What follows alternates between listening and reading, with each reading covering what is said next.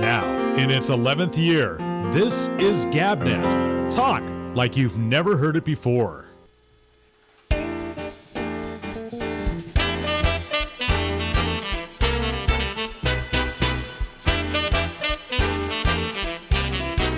Hey,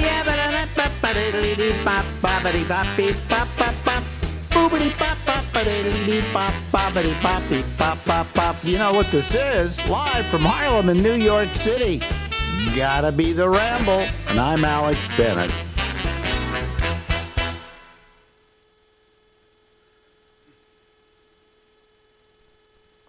Ladies and gentlemen, out there in California and San Francisco, I left not only my heart in San Francisco, but Larry Bubbles Brown. He left me here. I left you right there, pal. How you doing? I gotta say, it was a triumphant return on your part. Well, you know, you said they'd remember me, and I didn't realize how much. You know? Yeah. Well, I mean, come on, 29 years, you know, who remembers anything? I don't remember yesterday, for crying out loud. You know? That was amazing that much time has gone by and that there was still that much strength there for you. There was a lot of love in that room. There was, yeah. You know, and I have to say, you know what I have to say after seeing you and watching photographs of you and so on, the only one in San Francisco that was part of our show who hasn't aged was Larry Bubbles Brown. You know why? Really? And you know why? I used to have a saying that when the good thing about being ugly is ugly stays ugly forever, but pretty gets ugly. So, you know, I mean, you have had a look that, yeah, okay, you've aged, all right. But basically in a photograph from a distance, you look the same. Wow. You look absolutely identical. But anyway, you were the one who was the moving force. I was the instigator. You were the instigator behind this whole thing in San Francisco. And I'm glad you kind of forced me to do it. Although, I got to tell you, it was exhausting for me. You know, I'm 80. I suddenly realized. Travel's a nightmare. Well, I don't, you know, I'm 86, but I don't want to believe it. All right? And yet, I am 86, and it is hard to travel. And also, it was harder to do two shows, you know. Mm-hmm. After the second show, people saw me backstage. I was just collapsed in a chair, you know. But well, you came out the first show, and when you got that ovation, you just came alive and were prowling the stage, and it was amazing to watch. People said that I pretty much was up to my old stuff. Yeah, you were. Which, you know, that happens. I got to tell you, I tell the story of watching David Letterman on one of his late night shows, and across the hall they had a studio where they did a thing called Live at 5, and they used to have guests come in, and so one day, they had Bob Hope in there. So, of course, Morty and the rest of the people tried to make it so that when he was through, he would work his way over to the Letterman studio. And so they say, oh, look who's at the door. And they show the door to the studio. And here, all hunched up, is Bob Hope. Right? Mm-hmm. And then Dave says, ladies and gentlemen, Bob Hope. And he stands up straight, and all of a sudden, he becomes Bob Hope. And that's essentially, I think, what happened to me. The minute I hit that stage, I became Alex Bennett, you know.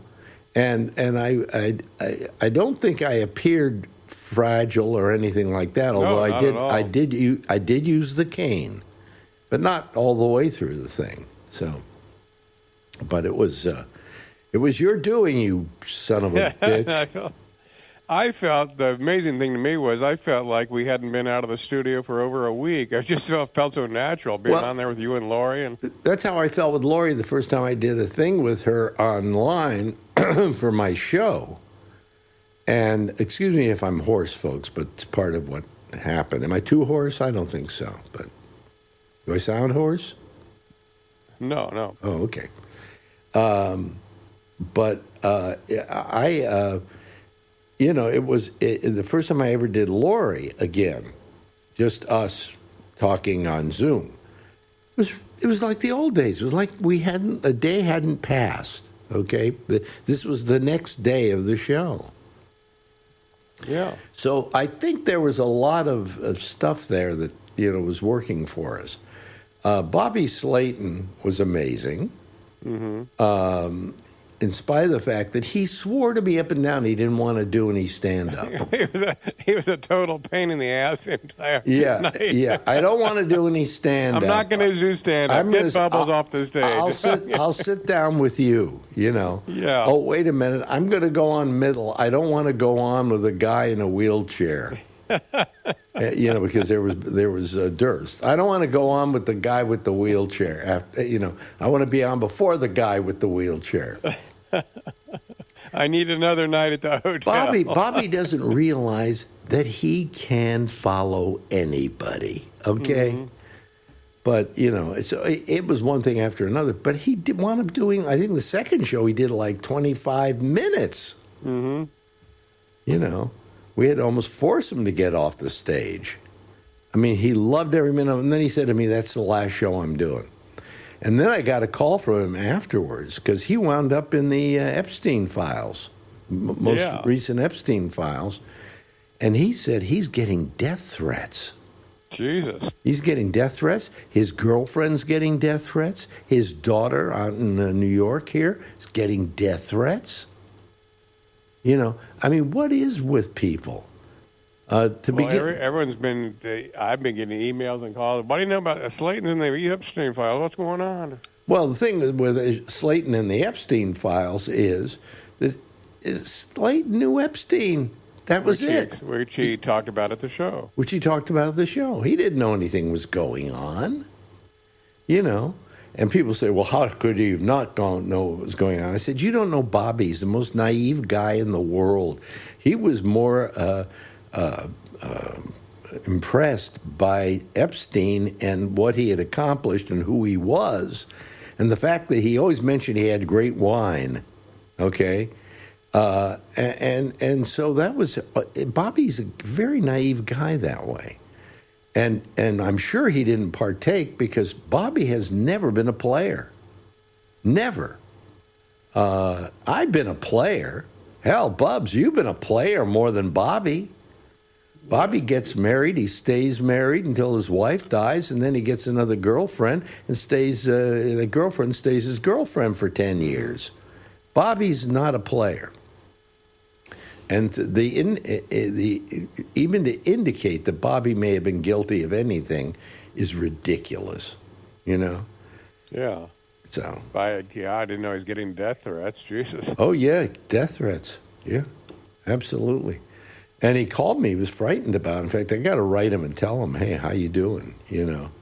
I know you were very bothered by all of that. And he should be."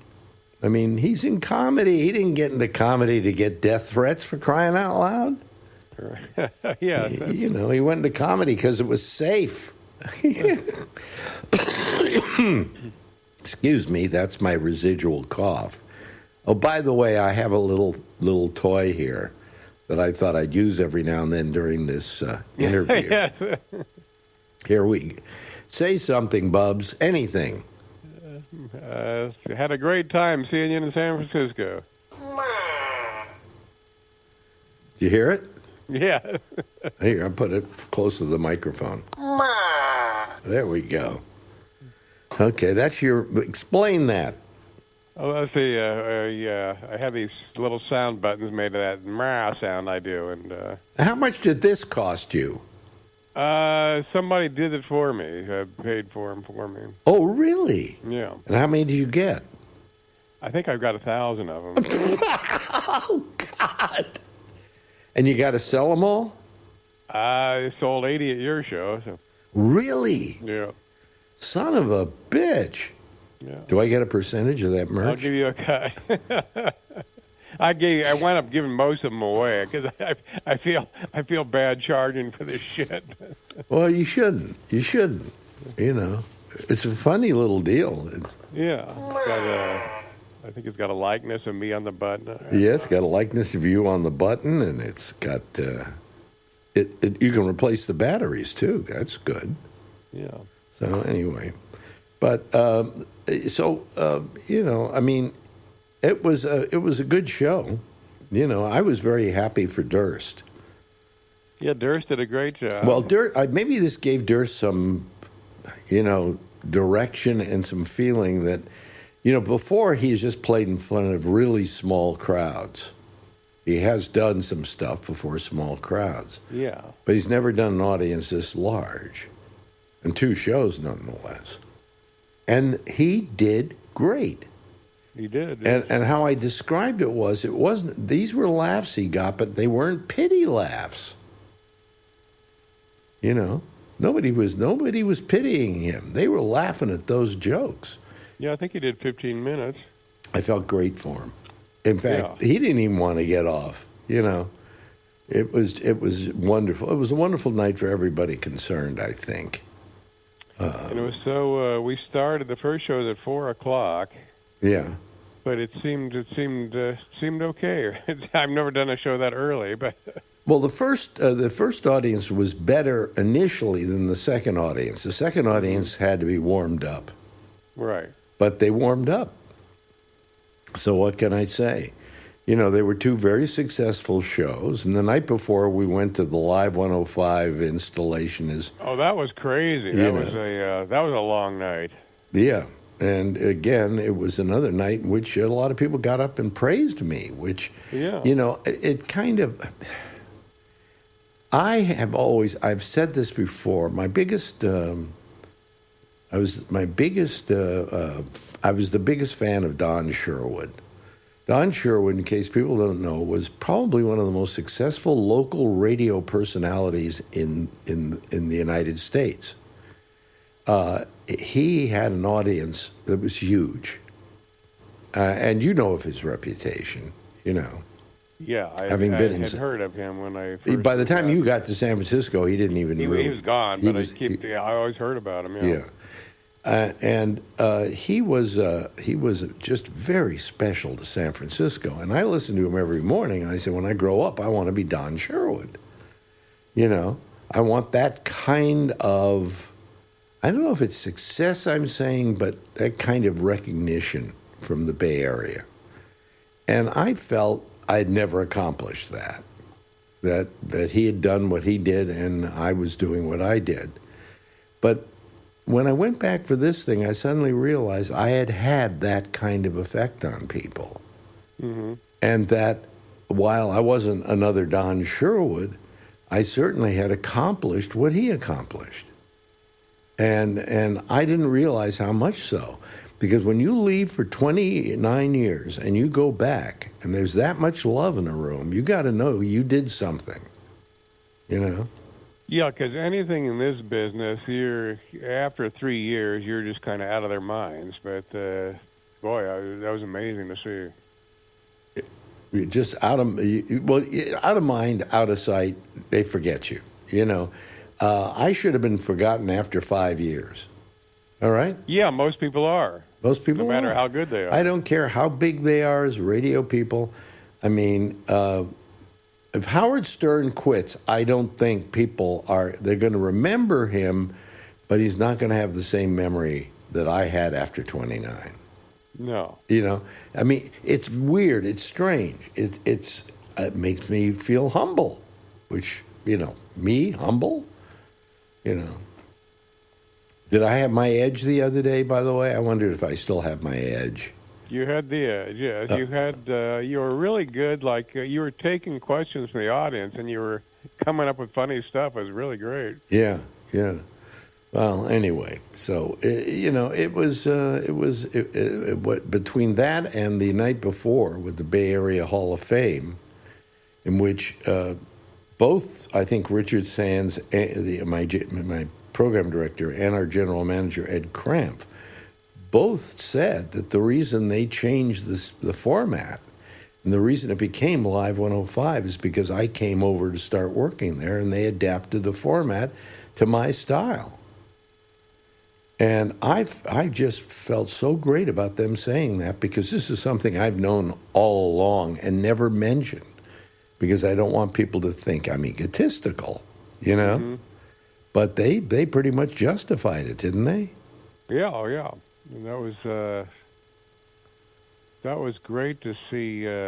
I think we saw everyone there from the station except Pat McNally. Yeah, he did not show up. But, got to tell you, that we had I think, a good time at that gathering. The only thing that bothered me is at the end they gave out a plaque. And who did they give it to? The current, I don't know, general manager of the radio station. Well, he shouldn't have gotten it. Ed Cramp should have gotten it. No connection to us. Yeah, no connection to us. We felt no relationship to the current station at all. But they got the plaque, so, you know. And I had Ed Cramp called my show the other day because I do a Monday show.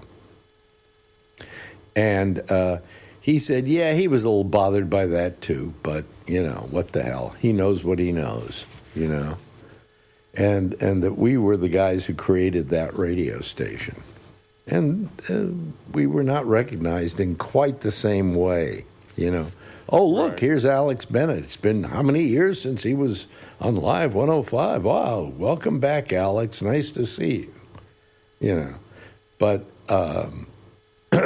it was it was a good night. I felt a certain humble quality there. It was a great night. Yeah. Did I seem too old up there on stage? Not at all. No, that's what everyone was talking about, man. You were just because you were telling me you were having trouble walking, and you were just like you were all over the stage. So. Yeah. Well, no, I didn't have trouble walking. I brought the cane. Balancing, you're saying. Well, for balance, yeah. And then I left it behind at the chair when I walked up and did the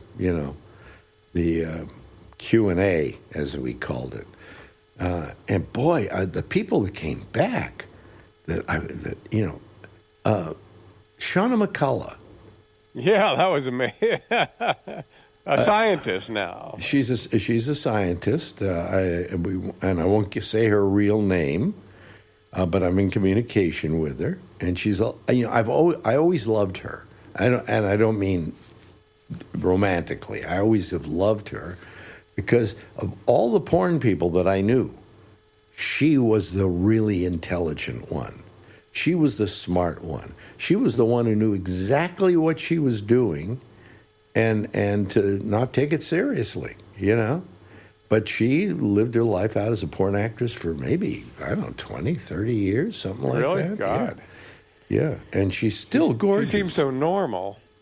She's a wonderful woman. She has been married to the same guy for 25 years, and he was in porn. He owned a porn production company. And they got married, and they've been married for 25 years, totally monogamous, totally quiet marriage, you know. She's just wonderful, just wonderful. And it was so great to see her just out of a clear blue sky. And then my son, the guy who used to call himself my son, were you the one that got me to talk to him, to put him on the show? Yeah, James Gleason, yeah.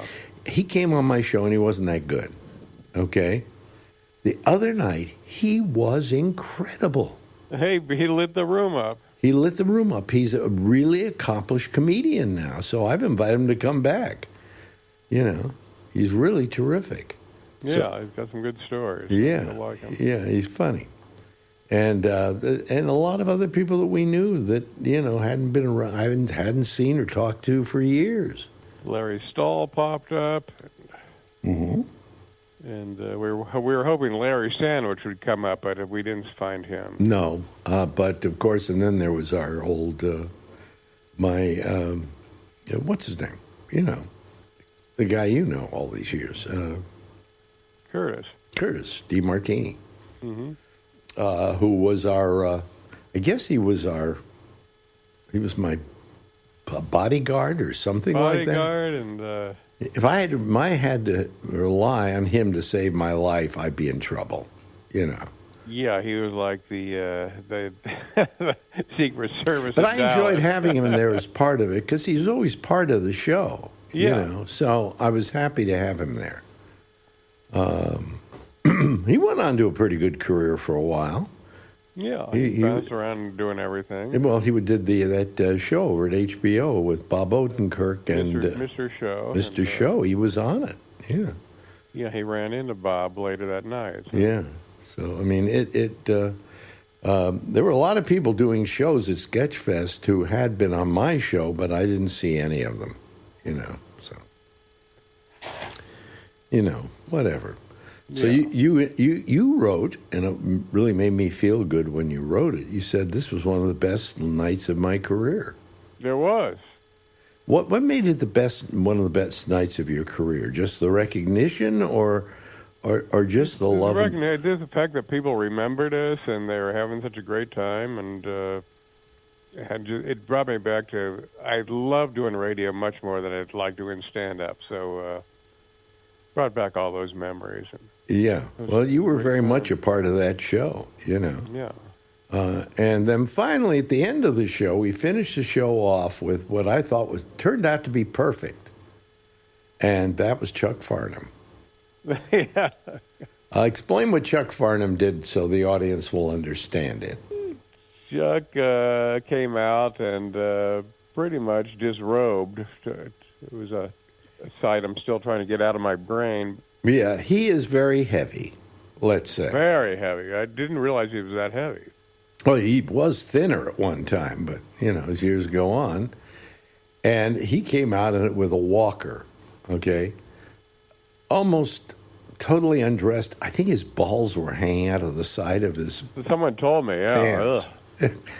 It was a sight that it would burn in your retina for life. Mm-hmm. And people loved it. People just loved it. It was a perfect way to end the show. Us all leaving the stage, vomiting, Yeah. Good way to put it. And we did it in the second show, too. It worked just as well. It was a great capper on the show. And it was based upon somebody in the audience who we had already,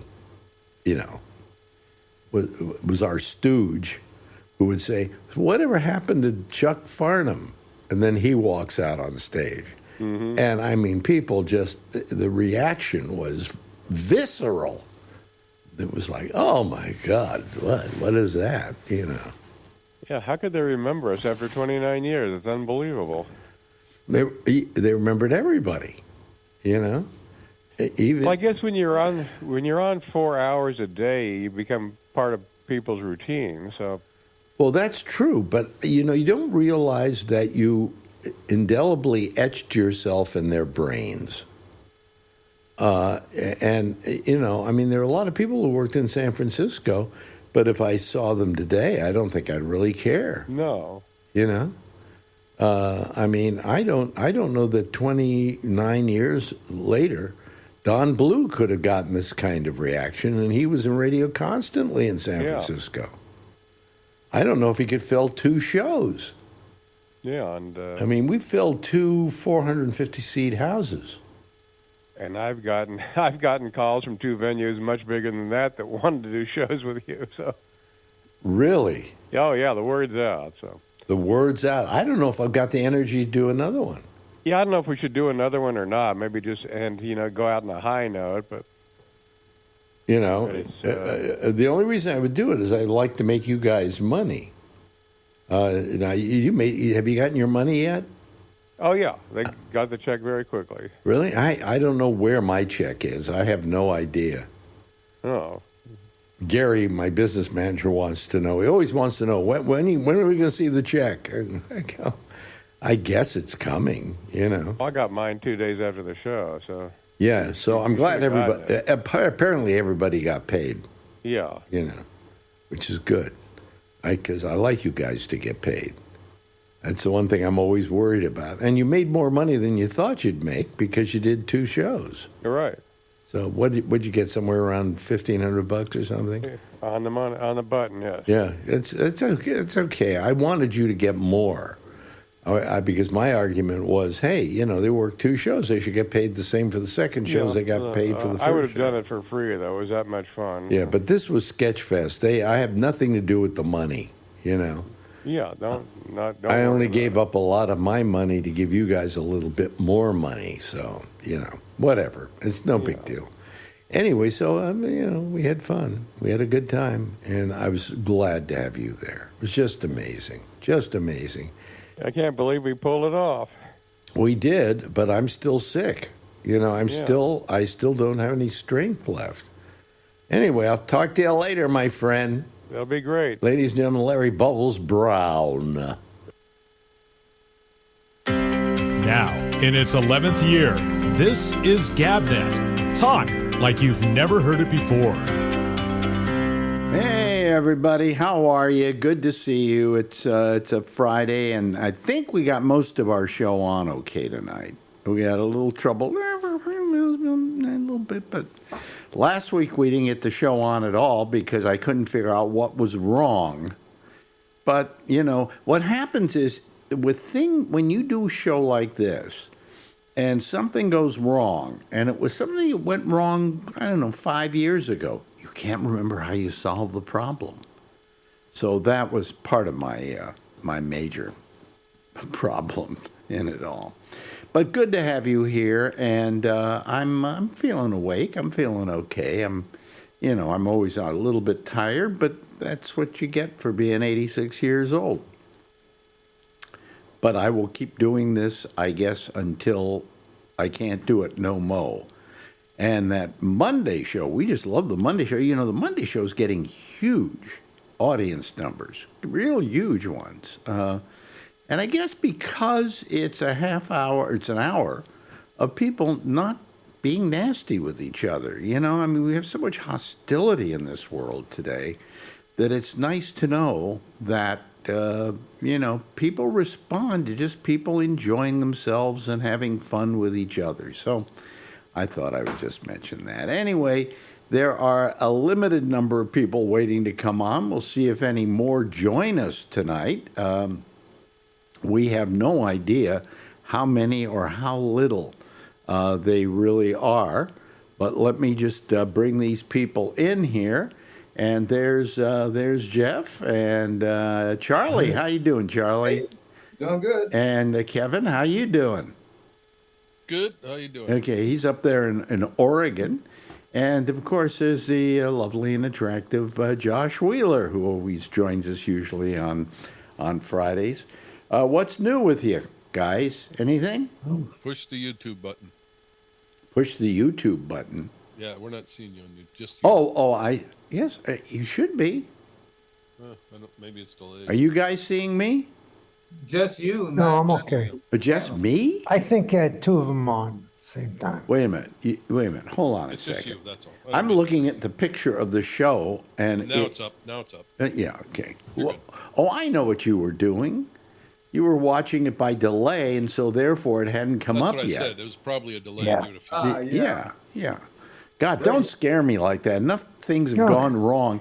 The other day, earlier this week, I had a real problem on like Wednesday because nothing was working. And I would try and download stuff or upload stuff or do things like that, and it wouldn't work. And suddenly I heard somewhere that there was something wrong with the internet that day. And it was all screwed up. The next day, it cleared itself up. Yeah, I had the same problem here. It was. I think you're right. It was GoDaddy because I run all my stuff through GoDaddy. Well, I don't know if it was GoDaddy, to be honest with you. I'm not sure it was GoDaddy. It seemed like it was only on YouTube, and when I went to the Gabnet afterwards, Yeah. it was all wonky, and then it just disappeared. Yeah, but that was Gabnet, so that's GoDaddy. But on the YouTube, I went to other, what do you call it? Other sites, Yep. and they all came up fine. Okay. So it was whatever was on GoDaddy. And then you go to GoDaddy and say, is there anything wrong with GoDaddy? And they go, well, we don't know of anything that's wrong here. And I'm going, you idiots, you morons. So, I had my issues with them. right? They'll never admit when they've got anything wrong. No. Yeah. And of course, the first thing you do when you do a show like mine and you do stuff on the internet and you're all that and one thing or another, you blame yourself first. Oh, it's got to be my fault. But no, it's probably their fault. You've got all your ducks in a row and whatever. And finally, hello to Josh Wheeler. Hello, Josh. Hello. How you doing? Doing very well, thank you. Very well. That's a nice thing. Well, what's very well about your life? Nothing in particular, I suppose. Really? Oh, okay. Nothing in particular. Well, before we get into things that are happening in this world, of which there are many now, let me just say that what was it I was going to say? It had to, oh, yeah. So I had a tooth bothering me here, right? And I tap on it, it would kind of hurt a little bit. So I went to the dentist the other day. And the dentist looks at it and goes, it's going to have to be a root canal. Okay. All right. Okay, I've been root canal before. I can live with it, But wait a minute. I go to you every really 3 months because that's how often they want me to clean my teeth, okay? And shouldn't you have seen this coming? And now you waited until I have to have a root canal, which is going to wind up costing me something like $4,000. Oh, yeah, and by the way, the tooth next to it has a problem. We're probably going to have to pull it, and you'll have to do a implant. And I'm going, wait a minute. I don't understand this. How, if I'm going to you, and she said to me, we looked at that tooth from a year ago when we did a thing on it, and it was having a little bit of a problem. So you didn't fix it then? No. He needs a new bolt. Something, now Marjorie happens to really like this dentist. She loves this dentist because this dentist is so nice to her. But I don't care if she's nice to her. She just cost me maybe $8,000 because she wasn't taking. Well, picks you up and everything. What? Is that the one that comes and picks They you did up? come and pick me up in a certain period of time. I think it was during COVID or whatever. But anyway, that's a long time ago. And hey, if you're picking me up, at least check all my teeth. But I could, it just kind of, Marjorie goes, well, I like her so much, And I'm going, that's fine. But she's costing me $8,000, maybe $9,000. Wow. Now I got the money and I don't care, but I'd rather not have to go through all of this. I really wish you had looked at that tooth back then, said there's something wrong with it, noticed that there was something wrong with it, and done something about it before it needed, the heavy lifting, as it were. What were you going to say, Jeff? Yeah, so what did she respond to her? I haven't taken it up with her. Oh. And since she doesn't listen to this program, it doesn't really matter. She'll never find out. But I've been bothered by that. I mean, would have told it's her. like you go to a doctor and they look at your X-rays and stuff, and then a year later they say, "Well, we noticed a little cancer back then." We didn't want to do anything. And then you didn't do anything? Can't I sue you for that? Because so I don't get it, but Marjorie loves her. So are you going to go back? Well, I'm going to have her finish what's got to be done. Yeah. I got to do that. But then I got to figure out what I'm going to do after that. And then the question is, where do you find a new dentist? And you know what happens? You go to that new dentist, they look in your mouth, they take all the X-rays, and then they go, "Who's been doing your dentistry? You need a lot of work." And because all they're down there looking for is they're drilling for gold. Yeah, I'm You about know? ready to do the same thing here, trying to find a dentist here. Yeah, you want to find a know they're dentist gonna you can find trust, but how can you trust them? And when a dentist tells you, "Oh, you've got this or you've got that," how do you know? You're not a dentist. Yeah. You're relying on them, and I just wish I didn't have to worry about that. I'm seriously thinking about going back to California when I need dental work. Just Really? Yeah, You got a I good. drove. You got a good I drove dentist. an hour and a half anyway. When I was going from Hollister up to San Mateo. Yeah. That's an hour and a half drive. Yeah. But shit, if you trust them, I've been going to him for almost 30 years. Yeah. And you trust them, and they don't give you no bullshit. All I want with a dentist is they check my teeth every 3 months or 4 months or whatever it is, and then they look at the X-rays. I can't remember the last time she took a full set of X-rays. But she did take some, and she saw that, and she saw that I had a slight problem. So why didn't she just take care of it then? Payment's behind. Huh?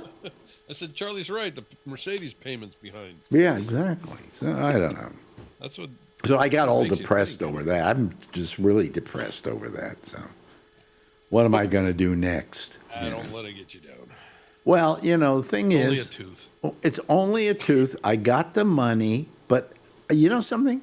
I don't want to have to sit there for, an hour at a time while she does her little. Have you ever had a root canal and they take the thing, they go back and forth and back and forth, and they file and they file? Every time you say that, it cracks me up because at one point at the show, we're walking around, and I was talking to Larry, and Larry walks away, and he goes, God damn it, I think that looks as exciting as going to get my root canal. I think I'll go over there. And he walks away.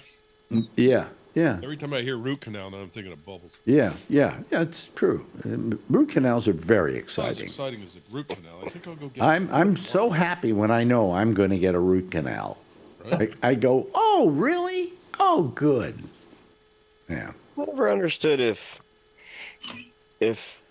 there are several places that sell or provide the service of like removing upper and lower both bridges of teeth and replacing the full mouth with implants. Yeah. And I believe even like anesthesia and all, and it's like $45,000, maybe $50,000, right, for like the whole deal. The whole mouth. So then how do 2 teeth cost $10,000, right? Yeah. That's my main point. You know what I'm saying is if you can go get it all done and have them replaced with implants that are virtually for life, basically, and really don't even require the not as much care. I mean, you still have to take care of them, but I'm just saying, I mean, they're fake, so they last forever. I mean, they don't decay or die. Well, what they do, like they won't need fillings and those kinds of things. So it's like life, but yet 2 teeth cost $7,000 or $8,000. I don't understand. I had a friend who had his whole mouth done, and I think it was like 30,000 or something like that. Right. Yeah. He kept going to the dentist, and he said, "Screw it," and he just had everything pulled out and put in dentures. This was bad. So, how can only 2 of them? I mean, I get. I'll tell you why. I'll tell you why. Because what happens is when they let's say they remove all your bottom teeth. Let's just say that, and they replace it with with dentures that are implanted. All right. That's cool, but they only have to make one huge denture to put in there, and that's the problem. Okay. Right. I mean, I get it, but it's just like with a vehicle, right? Where you can go buy a brand new vehicle, and it's $46,000, right? But the next day, if you wanted to go buy the engine, brand new, it's $8,000. It's like, well. How can that be? The whole rest of the car is only, what I'm saying? It's if a doctor did this, they can. Did what this person did by not exactly taking care of stuff, wouldn't they be liable for something? Whereas dentists aren't. I never hear of anybody suing a dentist. Well, they don't care. By the way, ladies and gentlemen, do whatever they want. Let's applaud our guest who just joined us. And what is your name again? Phil Meyer? Oh, you're muted. You're muted. You're muted. Oh, you're muted, Phil. I can unmute you. Is that it? There we go. You're fine. All right. Yeah. Well, I heard you talking about root canals, and that was the most stimulating conversation I've heard in so long. I had to tune in. Yeah, root canals are real fun to talk about. Well, it was like Lori and I starting the show the other night in San Francisco at Cobb's, where we talked about cancer, about the cancer she had and I had. And I said, welcome to a comedy show, Well, that's not as funny as a root canal, but, Cancer can be hilarious. Yeah, well, Yeah. As long as you I survive laughed it. my way through it. You can make funny jokes about dreaded diseases. I once told my comedians, don't do any AIDS jokes because AIDS isn't funny. And then somebody came up with a funny AIDS joke. Wait a minute, I got to get it straight again. It's been so long since I've told it. How do you, oh boy. How do you tell your parents you've got, no, I forgot it. Forget it. Goodbye. I'll see you later. What? You would never disparage people. I pulled, I don't remember what studio we were in, but I pulled this thing off the AP machine about a fat guy that they had to carry out of an apartment. Maybe they had to cut the door open or something. And Yeah. I handed it to you, and you said, no, I don't do this stuff. I don't make fun of fat people. Well, you made fun of me. Yeah, I don't make fun of. Well, I didn't make fun of fat people out of deference to you. So I wasn't fat in those years, though. no, what was it? What was the joke? What's the worst thing about having AIDS? I don't know. What is Having to tell your parents you're Haitian. That's the joke, and actually that's pretty funny. It is funny. So Yeah. anyway, how you doing, Phil? I'm doing all right. I enjoyed seeing you the other night. Nice had a good pictures. Nice pictures. Thank Well, you. thank you. I have them up didn't somewhere, see Phil? you do anything with them, so I posted them on your Facebook page. But you're only allowed to post 80, and I culled those down from 1,300 to 116, and There's one you took of Lori and me in the background, a little out of focus, that I really like. I had Lori They're all out of sharp, focus. and then you out of focus. Yeah, Right? yeah. Yeah, It's that's a really, because it's the a depth of really field. nice photo. I really treasure that one. Well, good. Yeah. I got a few with your personality coming out. Surprise. Wait a minute. I have a personality. Yeah. Oh, In the okay. bathroom? What were you doing in the bathroom taking pictures, Phil? They had their own bathroom upstairs, and Alex made it upstairs. Even though you were in the green room downstairs for the end of the night. Yeah. You went upstairs. I guess you heard there was free food up there. Yeah, but, I guess I crawled up there practically. Yeah. But no, downstairs after the show. Downstairs was the only place I could be. I had to sit. I was just so exhausted after doing 2 shows. So. Yeah, it was a good night. It was a And good I'm really watched- glad you did it. Also, I the night watched the before was a video. great night, too. The one they did where they made Live 105 the legendary station of the year or something at the Hall of Fame. Barhoff, Yeah. Bay Area Radio Hall of Fame. And that one was terrific, too. I mean, there were a lot of people who were giving me a lot more credit than I ever got when I was originally doing it.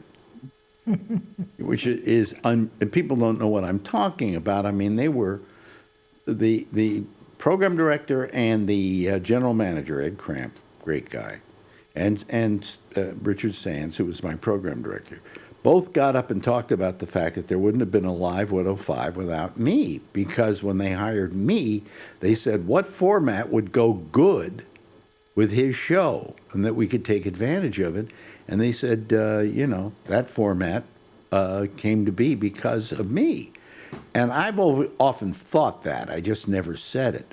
And to have somebody verify it, and without me having to say it, I felt very good about it. Yes, Alan?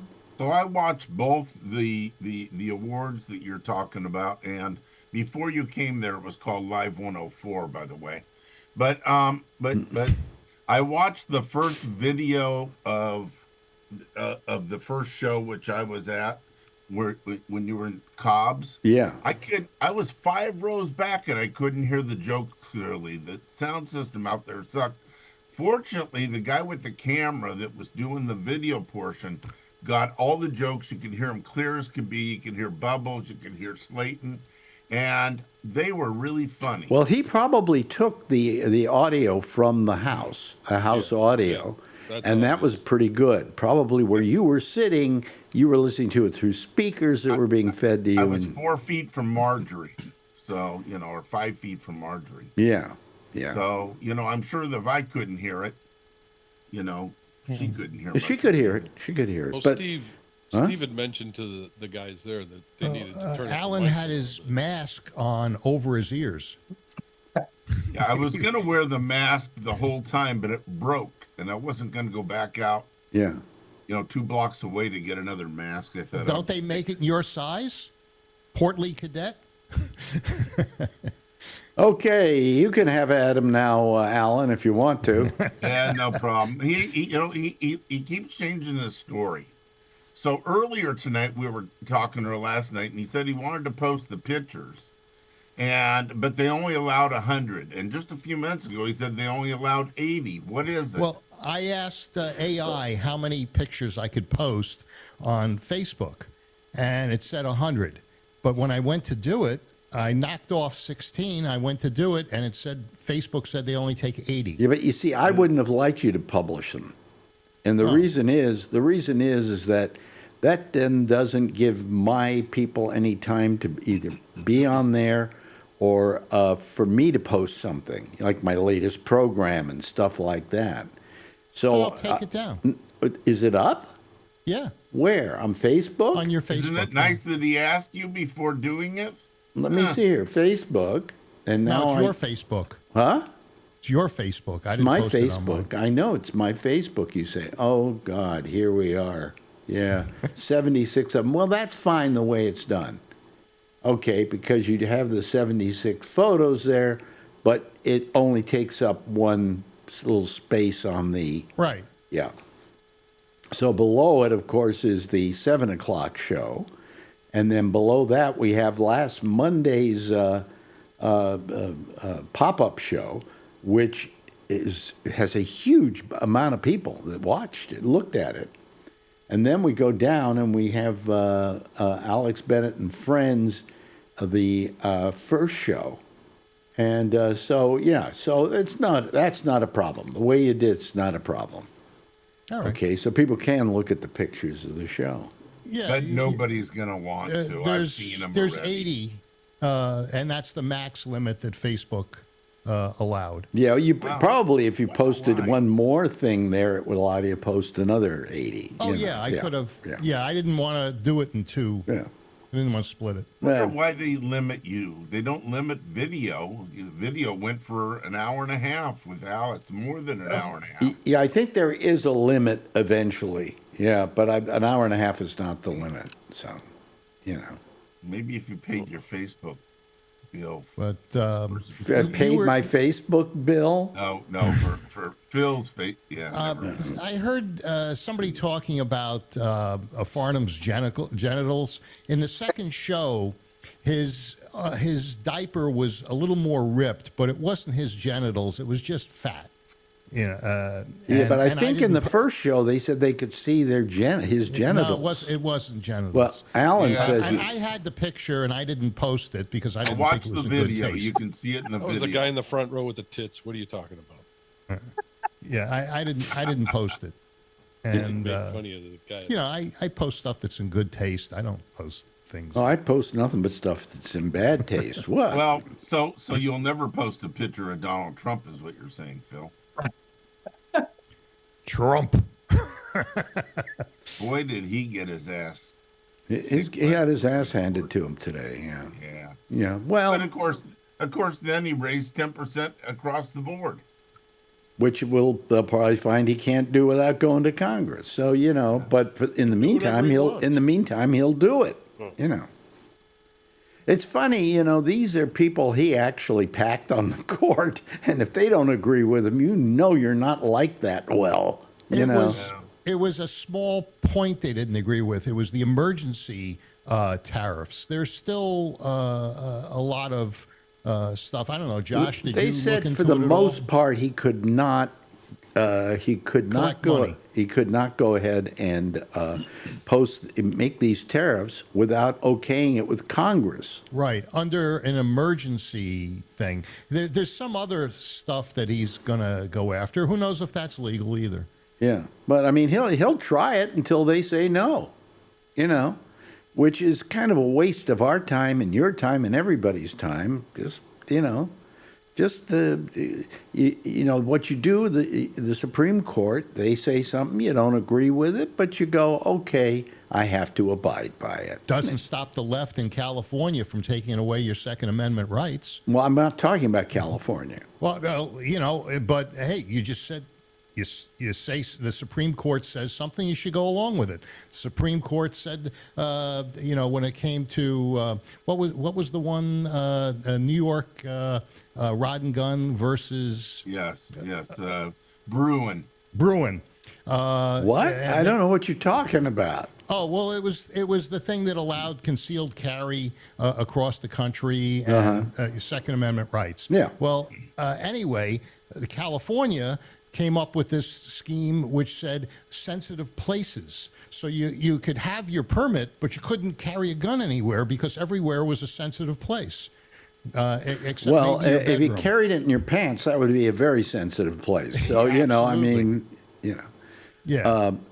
all I'm saying is, in this particular situation, it's kind of interesting that here's the Supreme Court, which they've been voting on his behalf. All of a sudden they vote some way he doesn't like, and he's calling them morons and idiots and calling out their families and all of that. Come on, what you say is Supreme Court said that.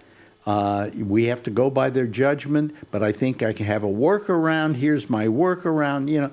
Be a little respectful of them. After all, you liked them last month when they agreed with you. Right. He'll like He's them always next done. month. Huh? He'll like them next month. Yeah. And maybe at the State of the Union, when Trump says something about this, they'll all give him the finger, the Supreme Court. All I know is that I- the way he acted today, he's not making any friends there. That's for damn sure. No? And you gotta pick your fights carefully. Okay, And if you like him and you like what he's doing, you want him to do what he's doing, Phil. That's okay. That's your opinion. But the fact is, you'd like him to be successful at it, not get that whole Supreme Court mad at him. I mean, I don't think the Supreme Court worries whether they're mad at him or not, that they're going to do their job when it comes time to do it. And whatever he says isn't going to affect the way they're going to rule. the thing that's kind of interesting, and let me go to another story, and that's Prince Andrew. Everybody's going, oh, well, they finally nailed him. They finally nailed him. Well, no, they didn't finally nail him because there's nothing they can do about his sexual relationships with people who were associated with Epstein. Reason woman being was that it didn't underage. happen in England. But the woman was underage and she committed suicide. No, that's she committed suicide for an entirely different reason, by the way, but we can get into that. No, the point I'm making is that what they decided in England, it had nothing to do with the behavior of Prince Andrew. Epstein and him having, relationships with any of those women in America. They can't arrest him for that. What they arrested him for was that he was. It was a fact that he was dealing in business stuff. There was some kind. He was. I can't remember what the name of it was. Who just used the AI companion?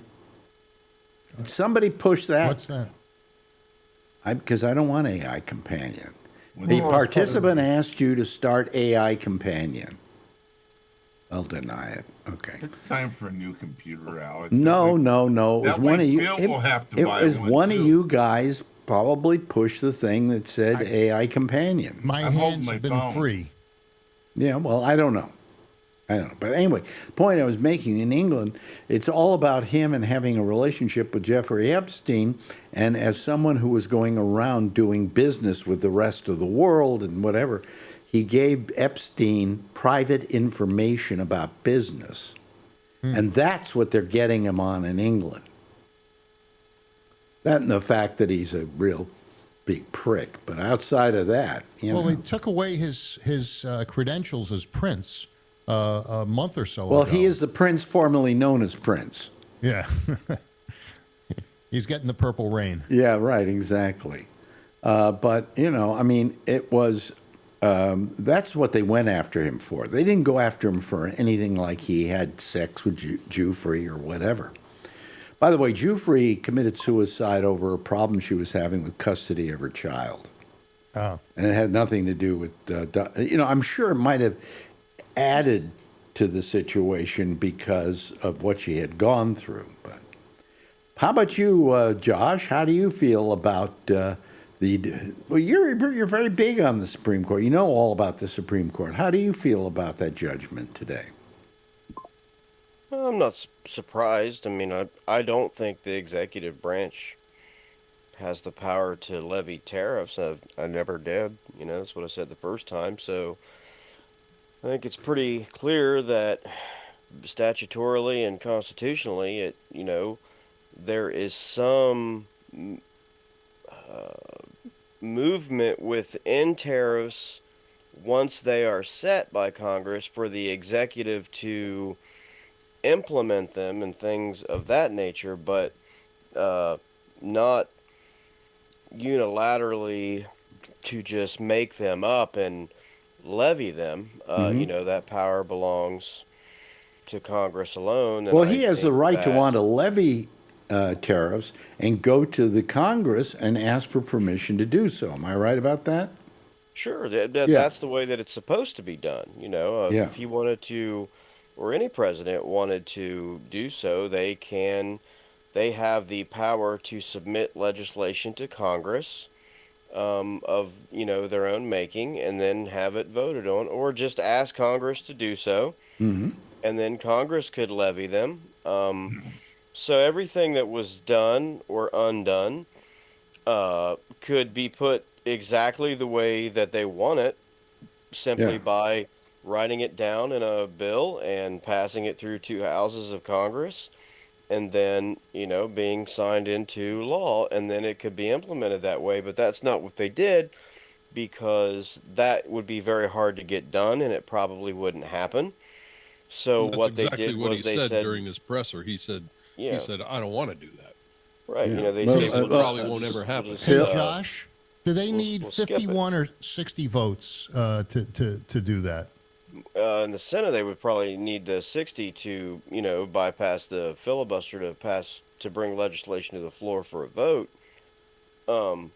So, but the point, of the ruling, and, I think each person who wrote today kind of made a point to make it clear that just because the process to do this the right way is difficult or hard or viewed as unrealistic, that's not a reason that a president can skip it. And if that power were given, it's difficult, if not nearly, impossible, to take it back. It would make it unlimited in a way. So a little bit, for the first time significantly, we've kind of, to me, they did the sensible thing and made sure that they remember today that we have three branches of government. I mean, if the legislature isn't doing their job, that's a problem, but the president can't necessarily just bypass it and fix it. My disappointment, honestly, would be that the ruling was not 9-0, because I think it's so blatantly clear that it should be that, I'm surprised by it. I'm sorry, not surprised by it, but disappointed by it. Now, I've been intellectually consistent on this, because I see this in the same exact way as the student loan case. I mean, it was the same thing. Student loans have a problem.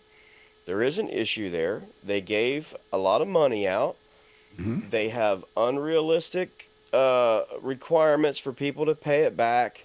They didn't make that stuff clear to a lot of the people who were getting the money, et cetera, et cetera. Okay? It's a very big mess.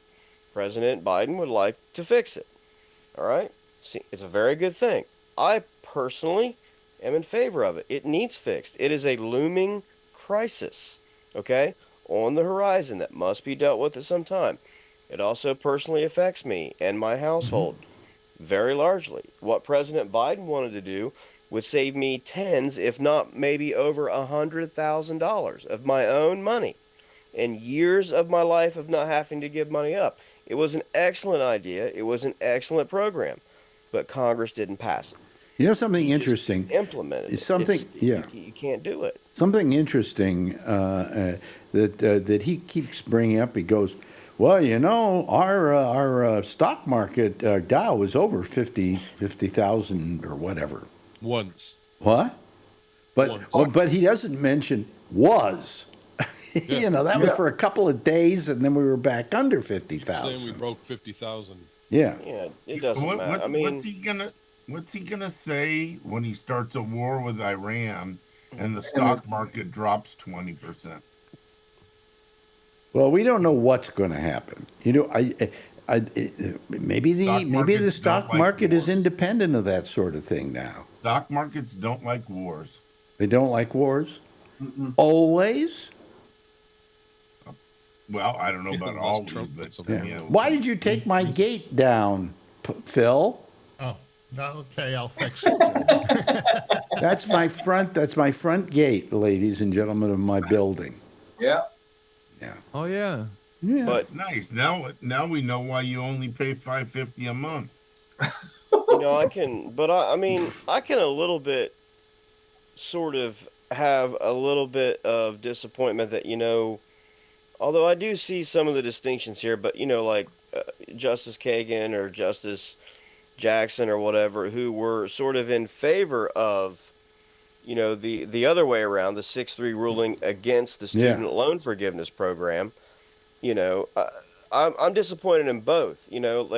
To me, both of those rulings should be 9-0, because I don't personally see how anybody could look at those things and say, oh no, we believe a president would have the authority to literally just wake up one morning and say this is how it's going to be.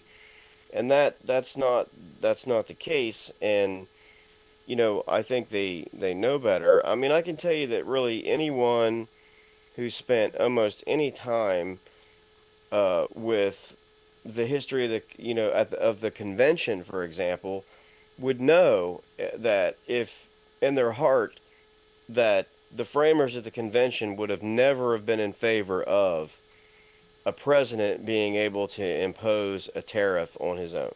I mean, I really believe, because those guys loved the legislature. I mean, they really believe that the legislature should rule the day all the time. And I mean, and should have that kind of power. Wait to the people. The hell, I don't care. My stock is doing really great. No.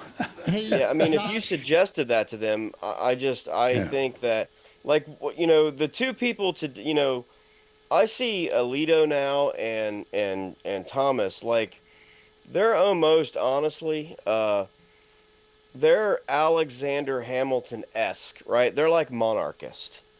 I mean, that's kind of what they believe in, right? Like, which is okay, that does exist, but that's sort of the realm that they operate in. Yeah. Is almost like a monarchist view. Okay. Yeah. And I don't get it, but that's what they believe. That's okay. Phil Josh, has a question here. I'm curious, Josh. Does the law say that Congress can levy taxes, or does it specifically say that taxes and tariffs are the what Congress has The priority ability over? Yeah. We're going to check the exact word, but I mean, it's clear that they have tax power, regulation of commerce, You know, I mean, they have the you know, a tariff is a tax. I Yeah, mean, it's a tax. there's really no one who disagrees on the fact that it is a tax. Any fee that you apply to an item that you buy, and when they say the item costs $10, and now based on that $10, you must pay X percent or whatever. I mean, that's a tax. There are different ways of calling it something, but that's what it is. Yeah, You I'm know. just curious because I don't know how the law reads, and you know, I just wonder if a tariff is, you know, a tariff is. Why would they have a different word for Well, tariff? I think and a in different this word for case, tax? in this case, Phil, I would say their judgment was the president does not have the ability to do this Well, yeah, On his own. arbitrarily. Ray's got his They hand up. don't. Well, I just looked it up. It says in the Constitution, Article 1, Section 8, Congress has the power to lay and collect taxes, duties, imposts, Right. and excises and regulate commerce with foreign nations. Those are about 5 different words that all equal tariff. Yeah. All right. Yeah. I mean- okay. Well, I was curious because I didn't know. And I you know, figured you would. duties would have been the word of the day for tariff in 1787, for example. Didn't they bring up the word duties today? They probably Yeah, did. yeah. And also Candy regulate bar commerce floating in with the pool. It also what? What did you say? It was a regulate candy commerce bar. with foreign nations. I mean, when you placed a duty on sugar or tea in the in the Sugar Act and things like that, a duty on sugar was a tariff. Yeah. Yeah. Well, look at what happened with the Boston Tea Party. Wasn't what they were fighting over there was what they Right. I mean, considered was a tariffs. tax. I mean, yeah. I mean, Well, it was the king's taxation tax, without though. representation sounds better than tariff without representation. I mean, it just does. You know, Yeah. I'm just saying, the word of the day in that era would have been duty. I mean, Parliament placed a duty, a tariff, on the importation of certain things, certain goods, Sugar Act. Well, didn't they whatever. today when they were know. when they had their determination? Didn't they quote the Boston Tea Party? They might have. I haven't. Yeah, read I think the they did. entire Yeah, thing. yeah. You know, I mean, I read a few lines that just made clear that they made clear that the court likes to do this major questions doctrine, where they have kept, this is their intellectual thinking, they have kept through many cases throughout time where a major issue is up, and they feel like intellectually, if Congress did not specifically, if the law is ambiguous, they always err to the side of Congress must have retained such great power for themselves unless they specifically delegated it or enumerated it to the executive. Okay, I think let's. We're getting way too serious in all of this, and now Phil will tell us a joke. Oh, you want to talk about duty again? I was waiting for that. Yeah, I had problems with duty. Yeah. Yeah. What movie was it when the kid says that there's duty in the pool? It was the golf one with Bill Murray. Caddyshack. Caddyshack. Duty. That actually was played by Ray. He was that kid. I didn't play. I had nothing to do with it. But the real interesting question for me would be, to me it would be clear that if they do not believe that the president would have the power under any law that they've claimed, and this affected a huge amount of their tariffs. There were a few tariffs they had imposed where they were not claiming this power to do it, but it wiped out well over 70% from what I've been hearing. I mean, three-quarters of it has been deemed basically illegal. Okay, but if they are saying that, then I don't see really any way then where they say the President of the United States does not have the power to come up with a tariff. Then how on earth would they say the President of the United States has the power with an executive order to say that this amendment to the Constitution does not grant people who were born here citizenship, right? Yeah. Okay, but my real curiosity would be if Alito and Clarence Thomas cannot agree with that one. To take a term from 1787, they have finally taken leave of their senses. Okay. I mean, All right. because they're just not operating. I mean, how could they not? That ruling to me should be 9-0. I don't understand. The court should almost be offended that it has to waste its time. Yeah. It's so to black and white. argue a matter that Yeah. there's another case that might mean something to someone somewhere that's not going to get heard because they had to waste time with that. Yeah. I mean, Okay. it's so clear in the Constitution. How can you even argue with it? No. Anyway, anything else happening in the news? Was there anything funny? No, I guess not. Who died? What actor died?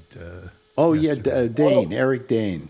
Eric Dane, yeah. that- from- No, Robert Duvall. Robert Duvall. Well, that was a couple of days days ago. ago. Oh, Yeah. Yeah. You know what's strange? You know, the woman who got kidnapped, or we assume got kidnapped. Guthrie. Guthrie. yeah, she's still missing. Yeah, she's still missing, but you wouldn't know it to watch the networks today. They weren't talking about it. They were talking about it every 10 minutes for the last 2 I think weeks, and then that- all of a sudden today, because they had two other stories to talk about, there wasn't any news about it. I think people are burned out on it. I you know? don't think they burned out on it, but I think they all think she's dead. yeah. Yeah.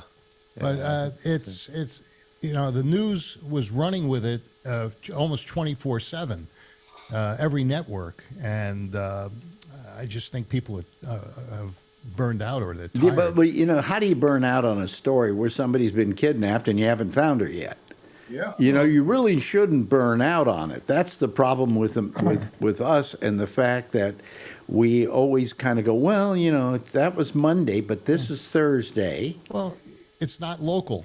I mean, if it was Well, local, if it was local, well, to begin with, the only reason you heard about this kidnapping, it was the daughter of the daughter of a host CBS on guy. NBC. NBC or CBS. I mean, if you or I got kidnapped, believe me, it wouldn't get that kind of play. Or maybe in your case, Phil, it would. They'd say good. But, you know what I'm saying? I mean, but I don't think because it's been going on too long that it's any less important today than it was 2-3 weeks ago. So I mean, it's very, very weird how we can't keep certain things in mind because they are important. But then again, when nothing's happening, these cops down there in Arizona, they're like, it's like the gang that couldn't shoot straight. Yeah, that sheriff. Oh, him. Yeah. But I mean, I just go, what is this all about? Why aren't we doing something about this? I think the cops in Arizona ought to step back and let the feds handle it. Are they allowed to do it at this point? I think so, because so much time has passed. Yeah. Isn't the Yes, FBI, they can turn it over to the FBI or the U.S. Marshals. Well, Pam Bondi's really good at that. There. I mean, if it were the old FBI, I think I'd say, okay, really give it a shot. But, well, it's they're the same firing thing. so many people over at the FBI, they don't really have the crew to do it. I don't know. It's weird. It's really strange. But I just felt it was a story. I said to Marjorie today, I said, what happened to that story? All of a sudden today, it's gone. Well, that's because Trump spoke. Well, that isn't the point. The point is, what's happening with that story, and why can't they find her? At least find a body. I'm wondering if they have evidence that they're just not releasing to the public. And, that there was a guy that they arrested early on, and they took his car. It was a Land Rover, or, one of those English SUVs. Yeah. And they're still processing it. Why, if they released him, would they keep the car? He may be more than a person of interest, and they just can't charge him yet. Right. They may not have enough for him to be a suspect. But there like may be Bill something going on. Well, I just wonder about any of this. So I mean, it Because just her hair or her DNA was found in the car does not mean. I mean, they might have been friends or something like that. but So it they doesn't didn't mean- find anything in the car. Oh, okay. In the glove, they found some DNA. But Yeah, I but don't that know. glove wasn't a glove that had the DNA, so that wasn't the glove. I just think that they don't know what the hell's going on, boy. and the fact that they haven't found her so far, I mean, I begin to wonder. There's a lot of missing people out there that are. They've even come up with the term "cold case files."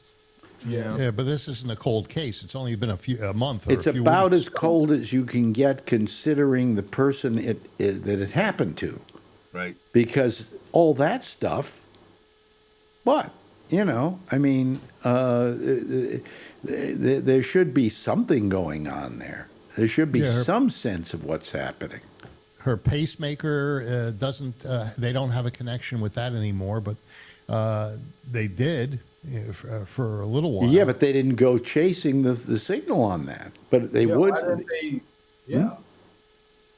They Went could. down after 24 hours. It went down after 24 hours. Yeah. Yeah. It has- That's not a good sign. It was connected to the watch, is what they were doing. It was connected to her watch, and her watch died, and so that kind of Oh, killed okay. that part of a signal. But it's all I just it's amazing to me that this thing goes on. There's one other story I was thinking of that was kind of actually funny, but I can't remember now. When we start talking about other stuff, my mind gets all jumbled. So, but I just think that when something like this happens and we're going to put that much into it, then continue with it, until it comes to a logical conclusion. But now you've got probably everybody in the police in that area and so on going, well, nobody cares anymore, And I'm not so sure that they do. If you tuned into any news, it was Guthrie 24 hours, and they weren't giving you any information. there was nothing new. There was nothing report. new. Yeah. Yeah, and that They may kept be showing that why- same guy at the Ring phone The doorbell. bottom Yeah. line is what Phil's saying, that the police may have information and they may not be releasing it yet until they're sure, what it is. Well, then then why did they drag everybody into it initially? because they were stupid. I mean, they were every 5 minutes they were saying, "Oh, we got a picture of the guy," and then they kept showing the picture of the guy over and over again for a week and a half. That guy was smart. He wore a face mask and gloves. Yeah. And those clothes were probably 5 minutes after he left, burned in a fire pit. Yeah. So Now, his Alan, DNA the will guy never had be a found. mustache. Can you prove that you weren't in Tucson on those dates? The guy actually looked kind of like you, Phil. No, Well, Jacques Hughes.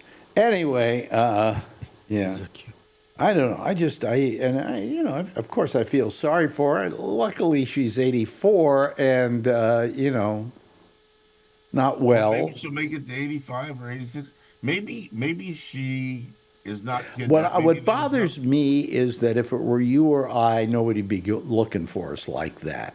Maybe there's no crime at all. Maybe she has cancer, terminal cancer, and she walked off into the woods and died or something. No, it wasn't that. There Too was much something others- that went on there. Yeah. Yeah. I wish it were as simple an answer as that. I feel sorry. I feel sorry for the family. I feel sorry for any family who has somebody who gets kidnapped. I mean, you can't help but feel sorry. That's the good for thing them. about being fat. It's hard to kidnap somebody that's fat. I You would guess. just cut them up into pieces and put them in a suitcase. Well, right. I remember there was an Slogan. advertising campaign. It was outside our window at Live 105. And I can't remember. Oh, yeah, it was for a, what do you call it? What do you call it? Where you go to lose weight, Jenny Craig. Spa? a spa. Jenny Craig? Or Yeah, no, something? whatever. It said, and the ad was, and this is what it said, and they made them take it down, and I thought it was hilarious. It said, face it, that when the aliens come, They're going to take the fat ones first. That is cute. Yeah. Oh, I remember you talking about that. You remember that ad? I thought, yeah, I do, because it was hilarious. Yeah, they're going to take the I fat do ones remember that. first. Yeah, Yeah. but Better go hide. yeah. I'll be over at Phil's place. What? To serve mankind. Yeah. To serve mankind. Yeah, right. Twilight Zone. But anyway, let me see. There was one Phil's other. got a really nice couch I could sleep on. There was one other fun thing that was kind of funny actually, and I can't remember what it was now. But we've got stuff going on here in New York City that probably doesn't interest any of you. But the mayor's trying to figure out a way to. Somehow the last mayor left us with a real deficit, and he's trying to figure out a way to pay it off. And one of the plans he has is a 9.5% tax on property. Wow. But he doesn't know that that's the answer either. And he's trying to figure it out. But at least he's trying to be fair all the way around. So you don't like our mayor, do you? Of course not. He's a big fat commie, right? Yeah. Yes, he is. Oh God, I wish it were as simple as that. And I think he's a good guy. He's on he's in the news every day. Trump likes him. Talking to people. Trump likes him. Now, let me ask you. You said that Alex, you haven't been out of your apartment since you got back from San Francisco. That's right. But some of I listened to the news, and people are saying Mondami's not getting the snow plowed. He's not getting the garbage picked up. It's taken out. I don't see any garbage out there. Well, that's what I'm saying is some people have said that there isn't any garbage out there and the stuff is cleaned up, and then other people are saying that there is. So listen, I'm telling you this. In the past, we have known that when mayors don't take care of the snow, that's the last time they're going to run for office. It happened with Lindsay, and it's been terrible in the past. Nobody's really complaining about the snow. I mean, they're saying there were some problems here and there, but that's always the case in New York. What's the name of that store that has the free food for Mondami's market? What do you mean? He's opened up a store where people can go in and get a bag of groceries for free. I haven't heard about that yet. I saw a picture of it. Well, I don't know where you saw it, but I haven't heard of that. Everybody really wants to go after Mondami, and he's only been mayor for less than a month? What do you expect? The last guy was so terrible that it's a real mess you got to fix there. Well, he took over Dinkins. Was it Dinkins? Who was the mayor before this last one? The mayor before this last one? Yeah. The mayor before. The last one was Adams. No, before Adams. Before that was what's his name? Was it Dinkins? No. Huh? De Blasio. De Blasio. De Blasio, yeah. Well, de Blasio left the city in a pretty bad position. And it wasn't that good. No, I agree with you. Yeah, and when and the last guy, the cop, what was his name again? I'm sorry. Well, This Bloomberg was happened to America. No. After de Blasio and before Mondami. And before Mondami, it was Adams. Adams. Yeah. Adams said that the cost of housing and dealing with the immigrants was breaking the city, and that's when he got a lot of backlash. Well, I wish we had enough time to really discuss that. But Adams was a terrible mayor. He was just horrible, and I don't think there's anybody right or left who doesn't agree with that. But anyway, hey, listen, good having you here, Phil. Nice to have that your point of view in the discussion. So thank you. I just say that, and you've been a good boy too. And thank you very much to Jeff. Nice having you here. He's still down in Florida, right? Yes. Yeah.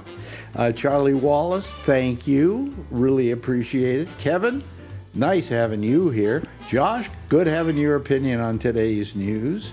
Thanks to Alan. What is that you got there? That's Yeah, a pizza Florida bird? alligator from the 30s. Oh, Oh, really? Oh, okay. It's a picture of Donald Trump in the nude. All right, So, stop that's what it. they got Stop down in it, Florida. stop it, stop it. And thank you very much, Ray, for joining us. Everybody, you know what I would like you to do is give a big wave goodbye, and I'll give a big wave goodbye at you, okay? All right, see you later. That's our citizen panel for tonight, and we'll get one again here next Wednesday at the same time, same station. But in the meantime, I think Amy's going to be on next tonight, and she's going to be taking your calls on Zoom. Go to gabnet.net, look at all the names there in row 3, and you'll see hers, and click on it, and you'll be able to talk to her. In the meantime, I'll see you again on Monday with the pop-up show, and everybody have a nice weekend, okay? And then we'll see you on next Wednesday, same time, same station. In the meantime, if you see her, tell her I love her. That's how we end the show. Goodbye, everybody. I'll see you later, okay? Bye.